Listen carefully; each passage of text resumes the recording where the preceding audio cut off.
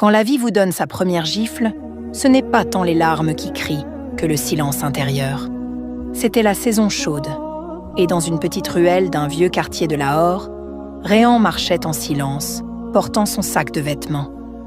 Ses pieds étaient écorchés, meurtris par la terre sans la protection de sandales. Mais son visage ne montrait pas la douleur, seulement l'habitude. Réhan travaillait dans une blanchisserie. D'apparence endeuillée, il était à l'intérieur un garçon qui voyait grand, qui tolérait tout, juste avec l'espoir que peut-être sa vie aussi changerait un jour. Sa mère, Amma Bano, allumait le fourneau tous les jours avec son corps malade. Aujourd'hui, mets plus d'eau dans la dal, soupe de lentilles, mon fils.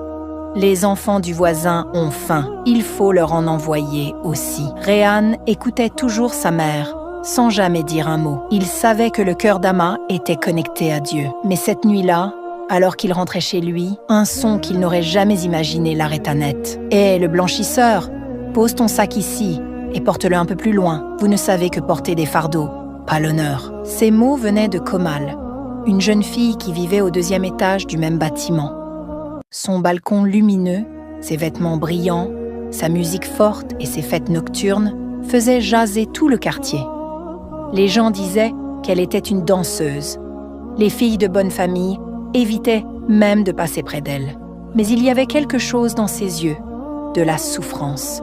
Réhan le sentait, mais ne disait jamais rien.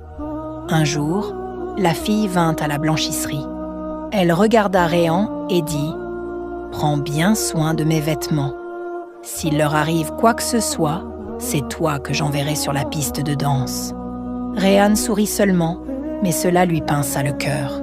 Cette nuit-là, Amma demanda « Mon fils, tu es fatigué ?»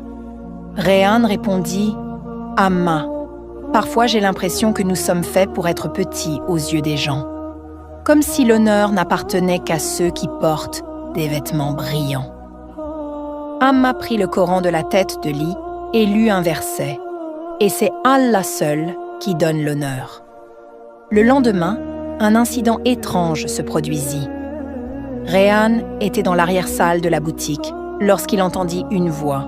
« Cache-toi. Si quelqu'un nous voit, tout est fini. » C'était la voix de Komal. Et avec elle, il y avait un homme, le visage masqué. Réhan se cacha et écouta. « Supprime cette vidéo. Je te donnerai l'argent. Mais que ça ne se répande pas. Je perdrai tout. »